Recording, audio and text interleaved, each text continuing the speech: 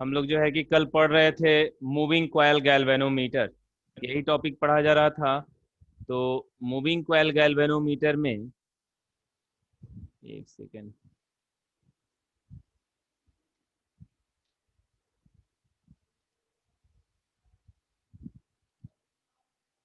हम्म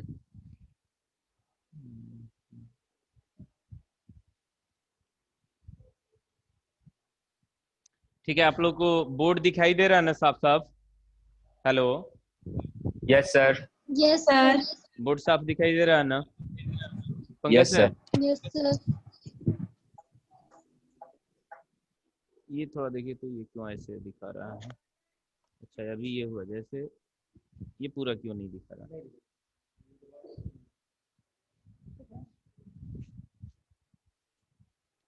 तो चलते हैं आगे, आगे पढ़ा जाए। हाँ हाँ हाँ, ऑन है। मूविंग कॉयल गैल्वेनोमीटर हमने पढ़ा था कल, और कंप्लीट नहीं हुआ था, उसमें और भी कई छोटे छोटे पार्ट्स पढ़ना है। आज प्रयास किया जाएगा कि इसे कंप्लीट कर लें और इस पे कुछ न्यूमेरिकल्स भी कर लें। तो हमने कल पढ़ा था कि I is equal to K upon N A B into theta, यही हमने पढ़ा था ना?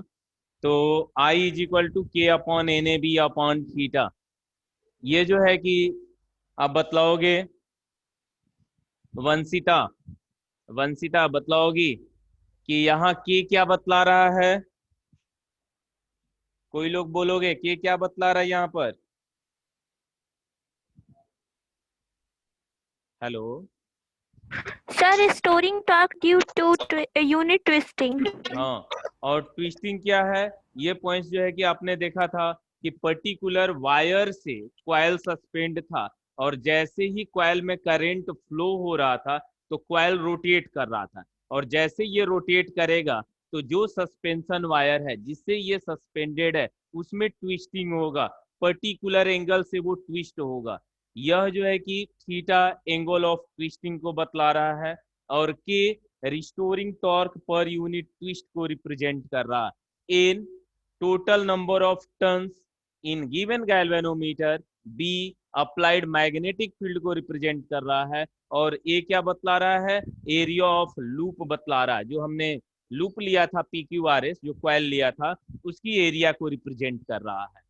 तो यहां तक हमने पढ़ लिया था, और पढ़ा था I is equal to G theta, where G is equal to K upon NAB. This is another constant and G is known galvanometer constant. G को हम galvanometer constant कह रहे थे। उम्मीद है कि यहाँ तक आप जरूर समझ गए होंगे। मैंने कई बार जो है कि 2 बार 3 बार यहाँ तक समझाया था कल, अच्छे से जो है कि आपको याद भी हो गया। अब इसके बाद हम आगे के टॉपिक पर पढ़ेंगे।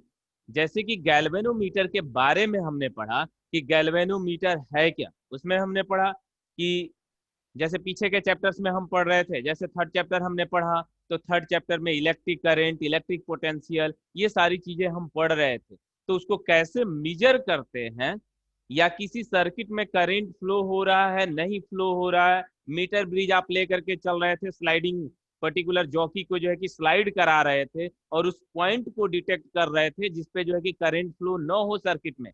तो किससे डिटेक्ट कर रहे थे? गैल्वेनोमीटर से आप डिटेक्ट कर रहे थे। तो गैल्वेनोमीटर एक ऐसी डिवाइस है जिससे हम करंट की वैल्यू को डिटेक्ट कर सकते हैं, और इसी को अमीटर और वोल्ट मीटर में बदल करके करंट या पोटेंशियल डिफरेंस की वैल्यू को भी हम मेजर कर सकते हैं। तो यहां तक हमने देख लिया था। अब अगली चीज हमें यह जानना है कि कोई पर्टिकुलर जब हम डिवाइस पढ़ते हैं, तो डिवाइस पढ़ने के बाद उसकी सेंसिटिविटी के बारे में हम जानेंगे। उसकी सेंसिटिविटी क्या? सेंसिटिविटी कहने का मतलब कि दिया गया गैल्वेनोमीटर कितना सेंसिटिव है। सेंसिटिव मीन्स बहुत ही कम करंट पर ज्यादा डिफ्लेक्शन शो करे, या बहुत ही कम पोटेंशियल डिफरेंस पर ज्यादा डिफ्लेक्शन शो करे, तो कहेंगे कि वो बहुत ही सेंसिटिव डिवाइस है। ये नहीं कि हमने गैल्वेनोमीटर लगा दिया और 1 माइक्रो एम्पियर की करंट, 1 मिली एम्पियर की करंट फ्लो हो रही है, तो उसमें कोई डिफ्लेक्शन नहीं हो रहा है, तो और जैसे ही ज्यादा करंट दे रहे हैं तब डिफ्लेक्शन हो रहा है, तो कहेंगे कि वह डिवाइस सेंसिटिव नहीं है। सेंसिटिव होने के लिए क्या होना चाहिए, कम ही करंट पर ज्यादा डिफ्लेक्शन होना चाहिए। तो अब ध्यान दोगे, दिए गए गैल्वेनोमीटर, मूविंग कॉइल गैल्वेनोमीटर का सेंसिटिविटी दो तरीके से पढ़ेंगे, एक करंट पर बेस्ड सेंसिटिविटी और दूसरा वोल्टेज पर बेस्ड सेंसिटिविटी की बात करेंगे। तो हम दो तरीके की सेंसिटिविटी हम देखेंगे, current sensitivity end voltage sensitivity. तो सबसे पहला पॉइंट हम लेकर के चलते हैं करंट सेंसिटिविटी के बारे में, कि करंट सेंसिटिविटी क्या है। तो ध्यान दोगे कि इफ, यानी कि current sensitivity is, it define deflection in galvanometer due to unit current. Unit current के कारण जो डिफ्लेक्शन होता है उसे जो है कि हम इसकी सेंसिटिविटी कहेंगे। मतलब अगर कम ही करंट पर ज्यादा डिफ्लेक्शन शो करे, करंट की वैल्यू कम हो और गैल्वेनोमीटर में डिफ्लेक्शन ज्यादा हो, गैल्वेनोमीटर जो वेस्टर्न टाइप गैल्वेनोमीटर आप देखते हो उसमें जो है कि यहाँ पर ये निडल लगा होता है, ये 0 होता है और इधर इस साइड में और इस साइड में डिविजन्स होते हैं, और जब यह बीच में है तो नल पॉइंट को बतला रहा है, और इस तरह से जो है कि यह किसको रिप्रेजेंट करता है, ये पर्टिकुलर रीडिंग को बतला रहा है। यहाँ पर 0 है, वैसे ही इधर भी 10, 20 और 30 डिविजन्स बने होते हैं। तो आप ध्यान दोगे जैसे करंट फ्लो होगा तो ये नीडल या तो इधर डिफ्लेक्ट तो होगी और कहेंगे कि इसमें करंट फ्लो हो रहा है। अगर कम ही करंट पर ज्यादा डिफ्लेक्शन शो कर रहा है, ज्यादा डिफ्लेक्शन शो करेगा, तो कहेंगे कि दिया गया डिवाइस ज्यादा सेंसिटिव है, इसकी करंट सेंसिटिविटी ज्यादा है। क्या ये बात क्लियर है ना? या ध्यान दोगे, इट इज डिफाइंड, या आप कह सकते हो कि current sensitivity is deflection in galvanometer due to unit current.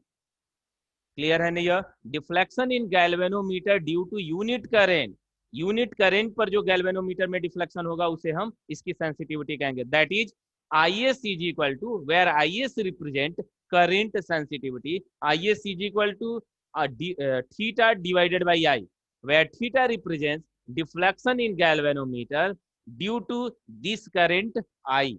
This is equal to, अभी आपने I की वैल्यू क्या देखा है, K अपान NBA इंटू थीटा, तो आप लिखोगे K theta divided by NBA, तो NBA ऊपर चला जाएगा, नीचे वाले थीटा से ऊपर वाला थीटा कैंसल आउट हो जाएगा और बचेगा NBA बाई K। तो IS is equal to theta upon I, या this is equal to NBA by K। बात क्लियर है ना? और यहां से अगली चीज ध्यान देना है, इसका तब करेंट का हमें यूनिट पता है, करेंट का यूनिट SI यूनिट एम्पियर होता है, लेकिन अगर आप करेंट सेंसिटिविटी की बात करते हो तो इसकी जो SI यूनिट होगी, इसकी SI यूनिट क्या हो जाएगी, थीटा का यूनिट डिवाइडेड बाई करेंट का यूनिट, और थीटा की यूनिट क्या हो जाएगी, रेडियन या डिवीजन भी आप कह सकते हो। थीटा क्या है, पर्टिकुलर ये नंबर ऑफ डिविजन्स को बतला रहा है, तो आप इसको एंगल को रिप्रेजेंट कर रहा, तो या तो आप इसे रेडियन कह सकते हो या डिवीजन में भी कह सकते हो। तो इसका यूनिट हो जाएगा करंट सेंसिटिविटी का रेडियन पर एम्पियर। समझ में आ रही हो? तो यहाँ कोई दिक्कत नहीं है, या इसी को आप कह सकते हो डिवीजन पर एम्पियर, कोई परेशानी नहीं है। तो करंट सेंसिटिविटी सबको समझ में आ गया होगा। अगली चीज आपको ध्यान देना है, वोल्टेज सेंसिटिविटी। हाँ हाँ बोलो। सर आप बोले थे ज्यादा करेंट होगा उतना देर डिफ्लेक्शन हो, तो यहाँ तो ज्यादा नहीं, फिर भी क्यों ज्यादा डिफ्लेक्शन हो रहा है? हाँ, ये हमने बतलाया था कि I इज इक्वल टू, ये रिजल्ट देखोगे, I is equal to K divided by NBA into theta. मतलब कि जब करंट की वैल्यू ज्यादा होगी तो डिफ्लेक्शन ज्यादा होगा। जो डिवाइस आपने लिया है, गैल्वेनोमीटर लिया है, इसमें जितनी ज्यादा करंट फ्लो कराओगे उतनी ज्यादा इसमें डिफ्लेक्शन होगा। ये तो उसकी बेसिक बिहेवियर हो गई। अब हम ये कह रहे हैं कि वो ज्यादा शार्प है। पर्टिकुलर एक स्टूडेंट की क्या काम है, स्टूडेंट का काम है पढ़ना, तो सब पढ़ रहे हैं तो सब स्टूडेंट है। अब उन स्टूडेंट में कौन ज्यादा सेंसिटिव है, थोड़ी सी ही बात बतलाया जाए, एक ही बार बतलाया जाए और वो आसानी से जो है कि उस बात को कैच कर ले, तो कहेंगे कि वो ज्यादा सेंसिटिव है। तो यहाँ पर ये अभी ये बात हो गया था, हमने देख लिया था कि इसका डिफ्लेक्शन जो है करंट पर डिपेंड कर रहा है, लेकिन अगली चीज हमें जानना है कि ये सेंसिटिव है कि नहीं। मींस कम ही करंट फ्लो होने पर तुरंत जो है डिफ्लेक्शन को शो करे। माइक्रो एम्पियर की भी करंट फ्लो कराएं तो ये डिफ्लेक्शन को शो करे, कम भी करंट फ्लो कराएं तो डिफ्लेक्शन को शो करे, तो कहेंगे कि ये सेंसिटिव है। ये नहीं कि अगर 1 एम्पियर का करंट फ्लो कर रहे हो, फॉर एग्जांपल हम समझा 1 एम्पियर की करंट हम इसमें फ्लो कराएं तो डिफ्लेक्शन नहीं शो कर रहा है। 5 एम्पियर की जब करंट फ्लो कराएंगे तब इसका निडल जो है कि थोड़ा सा हिला है, तो कहेंगे कि ये सेंसिटिव नहीं है, उसकी सेंसिटिविटी ज्यादा होनी चाहिए। बात समझ में आया नहीं? दोनों में अंतर समझ में आ रहा है ना? ये अलग था, ये इसकी अब हम सेंसिटिविटी की बात कर रहे हैं। साक्षी, ये समझ में आ गया? हेलो साक्षी, अच्छा ठीक है। सर हाँ, बाकी लोग को समझ में आ गया ना? ये मुझे उम्मीद है कि एकदम आसानी से समझ में आ गया होगा। दूसरी बात आप ध्यान दोगे, वोल्टेज सेंसिटिविटी। हम चलते हैं आगे। वोल्टेज सेंसिटिविटी सेम वही है, दिया गया गैल्वेनोमीटर करंट के लिए या वोल्टेज के लिए, दोनों के लिए सेंसिटिव होना चाहिए। थोड़ा सा ही पोटेंशियल डिफरेंस कॉइल के अक्रॉस अप्लाई करें, तुरंत जो है कि निडल में डिफ्लेक्शन मिलने लगे, तो कहेंगे कि ये दिया गया डिवाइस जो है कि सेंसिटिव है। तो दूसरी कैसी सेंसिटिविटी हमें पढ़ना है? Voltage sensitivity. वोल्टेज सेंसिटिविटी का डेफिनेशन सेम रहेगा। आप बतलाओगे कि voltage sensitivity is defined as, हमने नहीं लिखा यहाँ पर जानबूझ के क्योंकि यही डेफिनेशन है।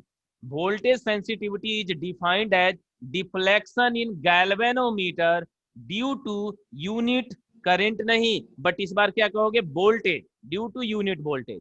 Deflection in galvanometer due to unit voltage is known voltage sensitivity. That is voltage sensitivity Vs is equal to deflection in galvanometer divided by applied voltage. This is equal to theta. Ohm's law क्या बतलाता है? V is equal to IR. तो इसी V की जगह पे आप IR लिख सकते हो। और थीटा अपान I की वैल्यू क्या है? NBA by K और इंटू R। तो NBA by KR ये क्या बतलाएगा? वोल्टेज सेंसिटिविटी को बतलाएगा। That is voltage sensitivity Vs is equal to NBA by KR। Clear है? अब इसका यूनिट क्या आप यूज करोगे? तो इसका यूनिट आप यूज करोगे ठीक उसी तरह से। ऐसा यूनिट क्या यूज किया जाएगा? इसका यूनिट यूज किया जाएगा रेडियन पर वोल्ट। दिखाई दे रहा होगा सबसे नीचे हमने लिखा है it's SI unit is radian पर वोल्ट। तो इसका यूनिट हो जाएगा रेडियन पर वोल्ट, या आप कह सकते हो डिवीजन पर वोल्ट। डिवीजन पर वोल्ट भी कहा जा सकता है। तो मुझे उम्मीद है कि ये बात समझ में आ गया होगा सबको। अगली चीज आप ध्यान दोगे। सर एक्सक्यूज मी सर, बोलो सर आर की वैल्यू क्या लिखेंगे? ये जो आर है रेजिस्टेंस है, जो कॉइल वुंड किया गया है उस कॉइल का क्या रेजिस्टेंस है इस बात पर डिपेंड करता है। रेजिस्टेंस कम होगा तो वोल्टेज सेंसिटिविटी ज्यादा होगा, जब रेजिस्टेंस ज्यादा होगा तो वोल्टेज सेंसिटिविटी कम होगा। मतलब इसलिए जो वायर वुंड किया जाता है वो कैसा वायर वुंड करते हैं? कॉपर का। कॉपर क्यों यूज किया जाता है? क्योंकि उसकी रेजिस्टेंस कम होगी, और जब रेजिस्टेंस कम होगी तो इसकी वोल्टेज सेंसिटिविटी ज्यादा होगा। समझ में आया? आर किसकी रेजिस्टेंस है? जो आप कॉइल पे वायर वुंड कर रहे हो उसका रेजिस्टेंस है। चलें आगे ना। हाँ। Yes sir. अब अगली चीज आपको ध्यान देना है, फिगर ऑफ मेरिट। ये बात आपको समझना है। ये लैब में ये जो टॉपिक हम पढ़ रहे हैं ना, इधर पढ़ेंगे कन्वर्जन वगैरह, ये सभी जो है कि हमें लैब में करना होगा। ये इससे रिलेटेड कई प्रैक्टिकल है। फिगर ऑफ मेरिट अगली टॉपिक जो है कि हम देखेंगे फिगर ऑफ मेरिट के बारे में।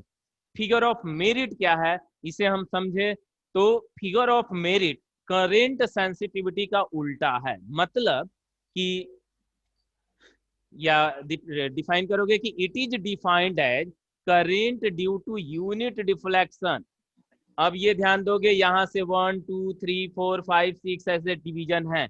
वह करेंट, वह पर्टिकुलर करेंट जो कि इसमें यूनिट डिफ्लेक्शन बतला पाए उसे जो है कि हम क्या कहेंगे? फिगर ऑफ मेरिट कहेंगे। That is current required for unit deflection is known figure of merit.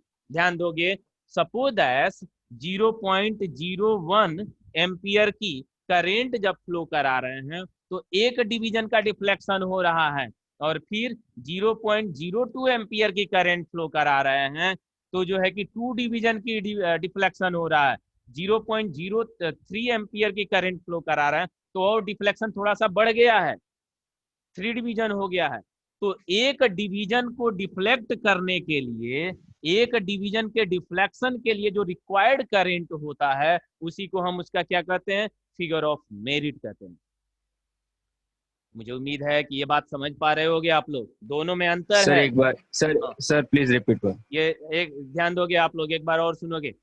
Figure of merit is defined current due to unit deflection, means वह पर्टिकुलर करंट की वैल्यू जो कि यूनिट डिफ्लेक्शन करा सके, उस current को ही उस पर्टिकुलर डिवाइस की हम फिगर ऑफ मेरिट कहते हैं। ये फिगर ऑफ मेरिट कहलाएगा। अब इसको हम और आगे इसमें बतलाएंगे, जिक्र करेंगे। फिगर ऑफ मेरिट की बात समझ में आ गया है, हमें लैब में जरूरत पड़ जाता है इसे, सीधे सीधे ये टॉपिक नहीं दिया है आपके बुक वगैरह एनसीईआरटी वगैरह में, हमने जो है कि इसे लेकर के चला, जरूरत पड़ता है लैब में। तो figure of merit K is equal to I upon theta. I क्या है, current due to unit deflection. चले ना, चले आगे। नेक्स्ट पॉइंट आप ध्यान दोगे, full scale deflection. Full scale deflection के बारे में हमें जानना है कि फुल स्केल डिफ्लेक्शन क्या है। Full scale deflection, suppose that यहाँ पे 30 डिवीजन है, 30 डिवीजन है, तो 30 डिवीजन के लिए जो करंट गैल्वेनोमीटर शो करेगा उसे जो है कि हम इसका फुल, ये गैल्वेनोमीटर की करंट कहेंगे और ये फुल स्केल डिफ्लेक्शन कहलाएगा। और फुल स्केल डिफ्लेक्शन मतलब कि current in galvanometer due to full scale deflection, IG is equal to K into theta, जहां K क्या है, फिगर ऑफ मेरिट है, और थीटा क्या है, नंबर ऑफ डिवीजन है। सपोज एज एक डिवीजन के लिए अगर करंट इतना है, मतलब फिगर ऑफ मेरिट इतनी है, और इसमें 30 डिवीजन है, 30 डिवीजन है, तो ये गैल्वेनोमीटर कितना करंट जो है कि फुल स्केल डिफ्लेक्शन पे शो कर रहा है। तो आप कैसे निकालोगे, यूनिट डिफ्लेक्शन के लिए current into total number of division, यानी कि K इंटू थीटा। अगर total number of division, total जो एंगल बन रहा है वो अगर थीटा है तो K theta, IG is equal to K theta. क्या ये भी बात क्लियर हुआ ना, समझ पाए आप लोग ये? एक बार और आप सुन लोगे डेफिनेशन एक बार और। सर एक बार और समझाइए। हाँ, एक बार और इसे बतला रहा हूँ। ये आप बतलाओगे कि current in galvanometer due to full scale deflection, current in galvanometer due to full scale deflection is defined as the product of figure of merit and total number of divisions. Figure of merit represents current due to unit deflection, and if it has theta deflection, then current in galvanometer due to full scale deflection is given by K into theta. IG क्या है, current in galvanometer है। अगर कह दे कि particular जो ये galvanometer है, इस गैल्वेनोमीटर की फिगर ऑफ मेरिट इतनी है और इसमें नंबर ऑफ डिवीजन्स कितने हैं, पर्टिकुलर 30 है, 20 है, 40 है, इतने डिवीजन्स हैं, तो बतलाइए कि इसमें कितना फुल स्केल डिफ्लेक्शन पे कितनी करंट बतलाएगा। तो क्या बतलाओगे, IG is equal to K theta. समझ में आया नहीं? बोलोगे एक बार? Yes sir. चले आगे हम। यस सर जरूर। थीटा जो है कि डिफ्लेक्शन को बतला रहा है, जैसे 1 डिवीजन 2 डिवीजन, ये पर्टिकुलर कितने एंगल से डिफ्लेक्ट हो रहा है, कितना डिवीजन डिफ्लेक्ट हो रहा है, इसको रिप्रेजेंट कर रहा है, ये पर्टिकुलर एंगल को रिप्रेजेंट कर रहा है, फुल स्केल डिफ्लेक्शन को ये थीटा बतला रहा है। चले आगे ना अगली पॉइंट्स पे। अगली बात आपको ध्यान देना है, सेंसिटिविटी ऑफ गैल्वेनोमीटर। तो हम पढ़ेंगे यही बात, अभी हम पढ़ रहे हैं, सेंसिटिविटी ही पढ़ रहे हैं। अब हमें देखना है सेंसिटिविटी ऑफ गैल्वेनोमीटर। आप कैसे बतलाओगे कि दिया गया गैल्वेनोमीटर सेंसिटिव है? उसके लिए डेफिनेशन क्या है, a galvanometer is said to be sensitive if it shows large deflection due to unit current due to given current, मतलब कि small current and small voltage. Small current और स्मॉल वोल्टेज पर ही दिया गया गैल्वेनोमीटर अगर ज्यादा डिफ्लेक्शन शो करता है तो कहेंगे कि वो सेंसिटिव है। थोड़ी सी भी करंट उसको दिया जाएगा तो तुरंत उसकी रीडिंग डिफ्लेक्ट होगी, ये नहीं कि वेट करेगा कि 1 एम्पियर हो जाए तब हम डिफ्लेक्ट होंगे। बात समझ में आ रहा है ना? कम ही करंट या वोल्टेज पर दिया गया गैल्वेनोमीटर लार्ज डिफ्लेक्शन शो करता है, then galvanometer is said to be sensitive. That is a galvanometer is said to be sensitive. A galvanometer is said to be sensitive if it shows large deflection due to small current or small voltage across the coil. क्या ये मेरी बात समझ में आया ना? एक बार और बोलूंगा कि एकदम आपको याद हो जाए। ये गैल्वेनोमीटर की सेंसिटिविटी, बात तो क्लियर है, बार बार हम सेंसिटिव अगर वर्ड यूज कर रहे हैं मतलब यही है कि कम ही करंट या वोल्टेज पर ज्यादा डिफ्लेक्शन को शो करे, तुरंत डिफ्लेक्शन को शो करे तो कहेंगे कि दिया गया डिवाइस सेंसिटिव है। ये नहीं कि जो है वेट कर रहा कि 50 एम्पियर की करंट फ्लो होगी तब जो है कि हम उसकी निडल थोड़ा सा हिलेगी, तो वो सेंसिटिव नहीं कहलाएगा। इसका कंसेप्ट समझ में आ गया ना? चलें आगे। Yes, sir. अब आप ध्यान दोगे इसकी सेंसिटिविटी कैसे बढ़ाई जा सकती है। अब सेंसिटिविटी इंपॉर्टेंट चीज है। इस पर्टिकुलर डिवाइस का काम ही है कि स्मॉल करंट को डिटेक्ट करना या मेजर करना। तो डिटेक्ट या मेजर करने का जब काम है तो आप ध्यान दोगे कम भी करंट को या डिटेक्ट करे, शो करे, तभी कहेंगे कि दिया गया गैल्वेनोमीटर ठीक है, सेंसिटिव है।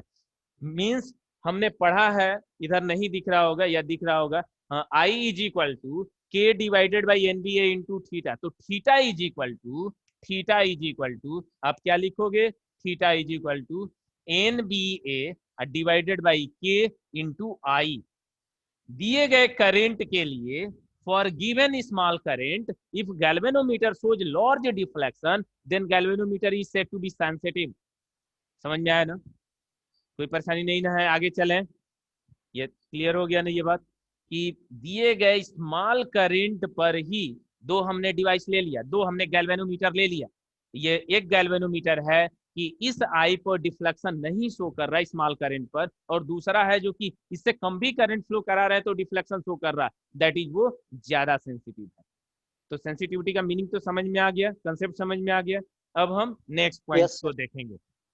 अगली चीज आप ध्यान दोगे कि अब कैसे सेंसिटिविटी बढ़ाएंगे। आई को तो आपको कम रखना है, इसको आप छोड़ दो, इसके बारे में आप मत सोचो। एक बार और लिख नहीं रहे, एक बार लेकिन और बोल दे रहे हैं।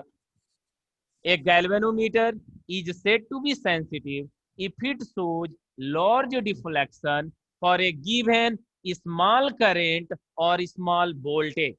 स्मॉल करंट या स्मॉल वोल्टेज पर ही अगर ये ज्यादा डिफ्लेक्शन शो करता है तो कहेंगे कि इसकी सेंसिटिविटी ज्यादा है। कैसे इसकी सेंसिटिविटी बढ़ाई जा सकती है? तो सेंसिटिविटी इसकी बढ़ाने के लिए to increase sensitivity of galvanometer। तो देखो ध्यान दोगे, मूविंग कॉइल गैल्वेनोमीटर कहते हैं। मूविंग क्यों कहते हैं? क्योंकि कॉइल जो लटका है, सस्पेंडेड है, वो मूव करता है, इसलिए हम इसे जो है कि मूविंग कॉइल गैल्वेनोमीटर कह रहे हैं। To increase sensitivity of moving coil galvanometer, क्या क्या केसेस हमें लेके चलना होगा, कैसे कैसे इसकी सेंसिटिविटी बढ़ा सकते हैं। अगर एन ज्यादा हो तो थीटा ज्यादा होगा, तो क्या आप लिख सकते हो कि बाई इंक्रीजिंग एन,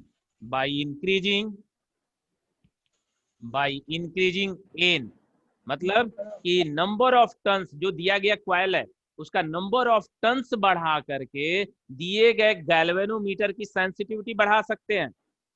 मतलब कि the sensitivity of given galvanometer can be increase by increasing number of turns.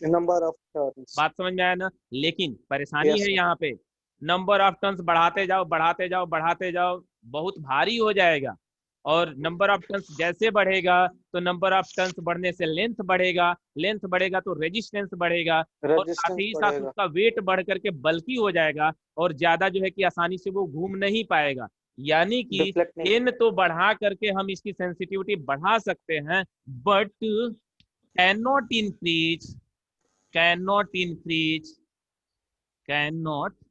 Increase beyond A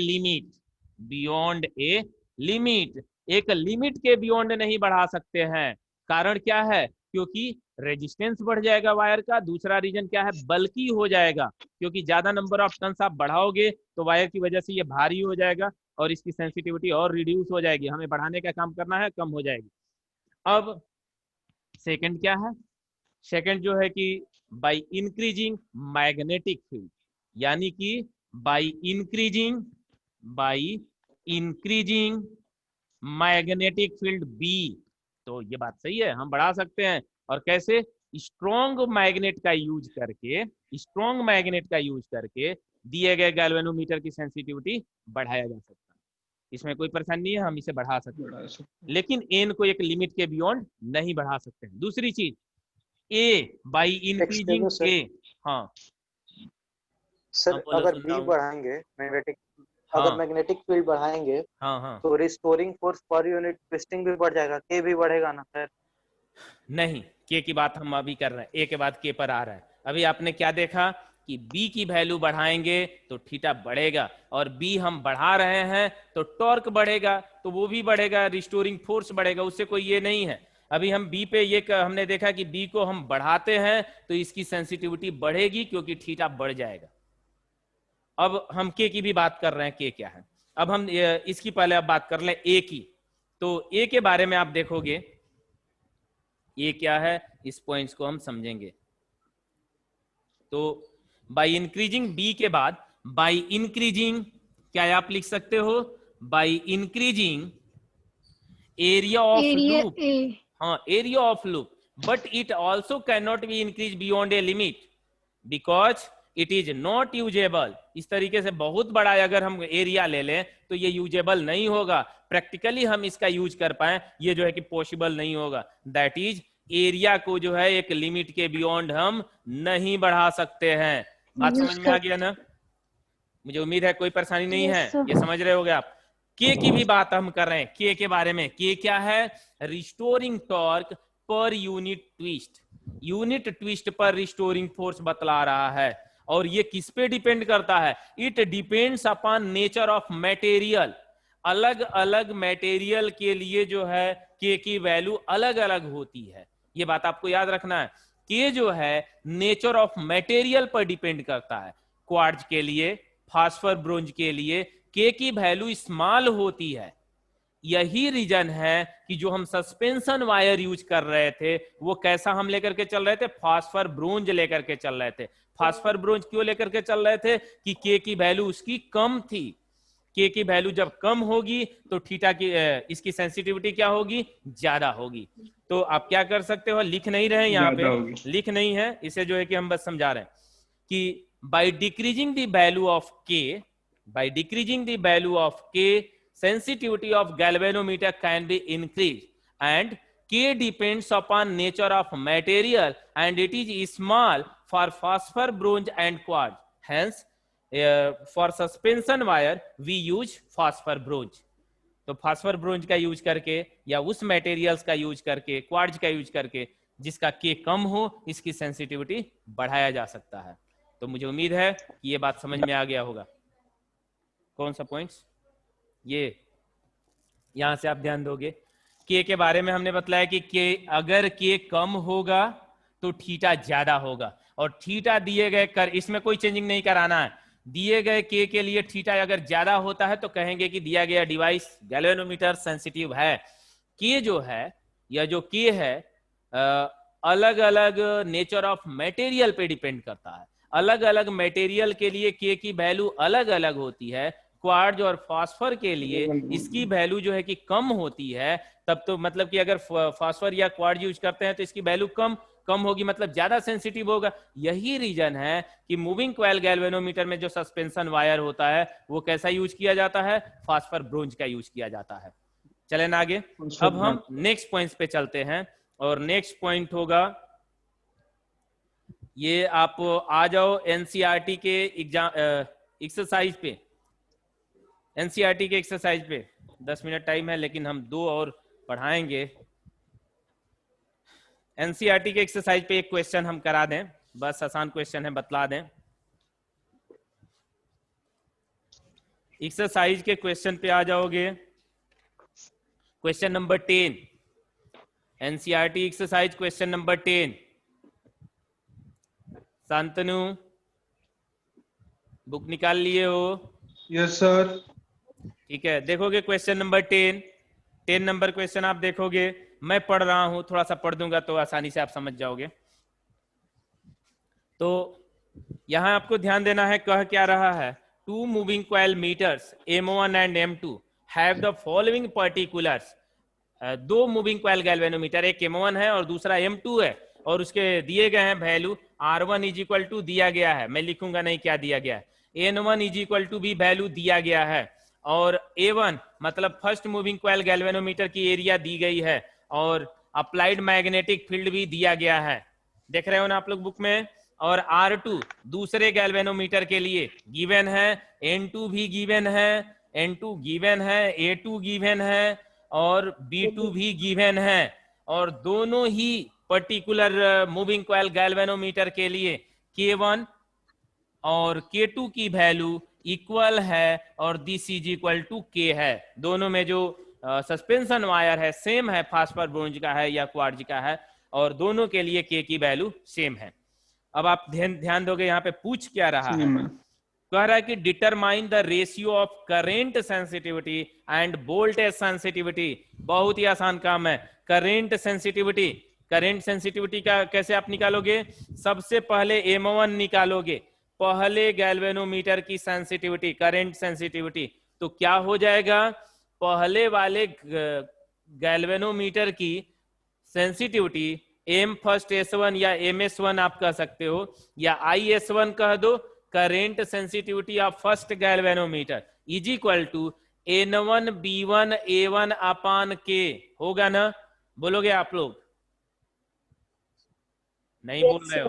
yes sir, N1 हाँ N1 B1 A1 upon K होगा, और इसके बाद से दूसरे के लिए क्या हो जाएगा, N2 B2 A2 by K, और वैल्यू तो दिया है, वैल्यू आप देख रहे हो कि वैल्यू जो है NBA की वैल्यू दिया गया है, NBA की वैल्यू दिया गया है, एक रेजिस्टेंस लग रहा है कि अलग दिया है, कोई बात नहीं, हमें NBA की जरूरत है, और K भी हमें दिया गया है, गिवन वैल्यू है। दूसरे का इसी तरह से IS2 निकाल लोगे ना, और दोनों की रेशियो निकाल देना है। K की वैल्यू नहीं दिया गया है लेकिन कहा है कि इक्वल है, तो K से K कैंसल आउट हो जाएगा, रेशियो निकालोगे तो करंट सेंसिटिविटी का रेशियो निकल जाएगा ना। Yes sir.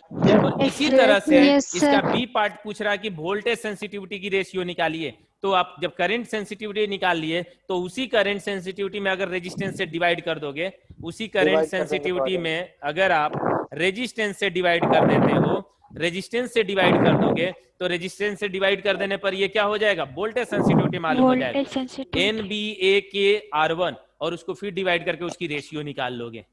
समझ में आया? Yes sir. चले ना आगे, अब अगली फिर यस सर, अच्छे पॉइंट्स पे चलना है। अगली टॉपिक और इंपॉर्टेंट है, conversion of galvanometer into ammeter. अब हम दूसरे टॉपिक पे चलते हैं, थोड़ा सा टाइम भी देख लें, टाइम 5 मिनट है। ये सब इरेज कर देना, 10 नंबर क्वेश्चन हो जाएगा ना, मुझे उम्मीद है कोई परेशानी नहीं होगी। Yes sir. तो ध्यान दोगे आप। नेक्स्ट टॉपिक पे हम चलते हैं, conversion of galvanometer into ammeter. Galvanometer से हम करंट की स्मॉल करंट को डिटेक्ट तो कर ही सकते हैं, साथ ही साथ हम दिए गए गैल्वेनोमीटर को अमीटर में बदल सकते हैं और करंट रीड कर सकते हैं, मेजर कर सकते हैं। साथ ही साथ उसी गैल्वेनोमीटर को वोल्ट मीटर में भी बदला जा सकता है। तो सबसे पहली टॉपिक हम लेकर के चल रहे हैं, फर्स्ट पॉइंट है कि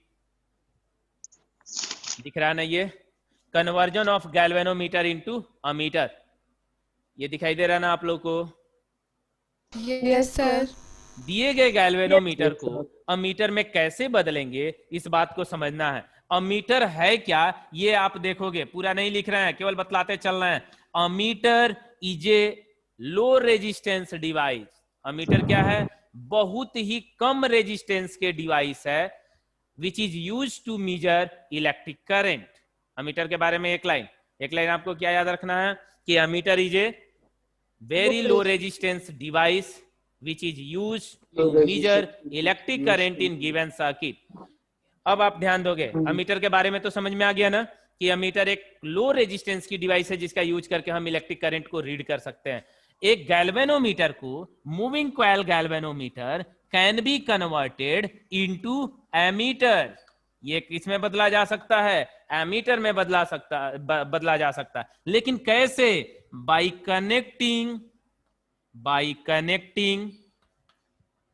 कनेक्टिंग ए शंट वायर। आप ध्यान दोगे, शंट मतलब मोटा वायर, कॉपर वायर जिसकी रेजिस्टेंस कम हो, उस वायर को हम शंट वायर कह रहे हैं। दैट इज अमीटर के बारे में आपने देखा, moving coil galvanometer is converted into ammeter by connecting a shunt wire in parallel to moving coil galvanometer. Moving coil galvanometer के पैरेलल में शंट वायर को जोड़ करके दिए गए गैल्वेनोमीटर को एमीटर में बदला जा सकता है। अब शंट वायर के रेजिस्टेंस पर डिपेंड करेगा कि गैल्वेनोमीटर को हमने किस रेंज के अमीटर में बदला। क्या हम उसे 0 से 5 एम्पियर की करंट रीड कर पाएंगे, 0 से 10 एम्पियर की करंट रीड कर पाएंगे, 0 से 20 एम्पियर की करंट रीड कर पाएंगे? कितना हमें करंट जो है कि उससे रीड करना है, क्या रेंज है, हम शंट की वैल्यू निकाल करके पता कर सकते हैं। तो आप ध्यान दोगे। अगली चीज, कैसे तब बदलना स्टार्ट करें? ये हमारा मूविंग कॉइल गैल्वेनोमीटर है और इस मूविंग कॉइल गैल्वेनोमीटर को जी हम कह दे रहे हैं। ये मूविंग कॉइल गैल्वेनोमीटर को हमें बदलना है किसमें? एमीटर में। तो एमीटर में अगर बदलना है तो इसके पैरेलल में हम शंट वायर जोड़ देंगे। ये क्या है? शंट वायर है, ये शंट वायर है। और इस शंट वायर का जो रेजिस्टेंस है सपोज एस RS है, RS मान ले रहे हैं कि इसका रेजिस्टेंस RS है। RS मतलब रेजिस्टेंस ऑफ शंट वायर। ये आपको दिखाई दे रहा है ना साफ साफ क्या लिखा है मैंने? समझ में आ रहा है? Yes sir. लग रहा है कि ज्यादा छोटा लिखा हूं क्या? समझ में आ रहा है ना क्या लिखा हूं? Yes sir. Yes, sir. हाँ, अब आप Yes, ध्यान sir. दोगे, ये जो अब यहां से करंट आई इसमें फ्लो हो रही है, तो जैसे ही यहां पर करंट आएगी तो करंट दो पार्ट में बट जाएगी। और मैक्सिमम गैल्वेनोमीटर में कितना करंट जाएगा? जितना कि यह मैक्सिमम डिफ्लेक्शन पे करंट पास कर रहा है, IG करंट इसमें से जा रहा है। और इधर जो करंट है यह I माइनस IG हो जाएगा ना। जब टोटल करंट I आ रहा है तो IG गैल्वेनोमीटर से जाएगा और I माइनस IG जो करंट रहा ये इधर से जाएगा शंट वायर से, फिर आकर के ये दोनों इधर मिल जाएंगे। और ये जो अरेंजमेंट है, इस तरीके का अरेंजमेंट जो है अमीटर में बदल जाएगा, पर्टिकुलर करंट की रेंज को रीड करके बतलाने लगेगा। तो अब देखते हैं आगे, ये जो अरेंजमेंट हमें तैयार हुआ, ये जो हमें अरेंजमेंट मिला, ये अरेंजमेंट क्या है? एमीटर का अरेंजमेंट है। तो एमीटर गैल्वेनोमीटर से कैसे बनाएंगे? गैल्वेनोमीटर के पैरेलल में अगर शंट रेजिस्टेंस को जोड़ देते हैं, शंट वायर को जोड़ देते हैं, तो given galvanometer is converted into ammeter. अब हमें ये निकालना होगा कि कितनी रेजिस्टेंस जोड़ेंगे तो कितने ओम के ये अमीटर में, कितने रेंज के अमीटर में कन्वर्ट होगा। तो इसके लिए आपको ध्यान देना है, यह पॉइंट बी है। तो potential difference across the point A and B. जब टाइम थोड़ा सा कम रह जाएगा तो आप लोग बोलोगे ओ लेस देन 1 मिनट दिखा रहा है, तो अब अपने आप कट जाएगा। अब ध्यान दोगे, अब इसे नहीं बतला रहे हैं क्योंकि कंप्लीट नहीं कर पाएंगे, क्योंकि 1 मिनट से कम टाइम दिखा रहा है। हम इसे जो है कि कंप्लीट आप लोग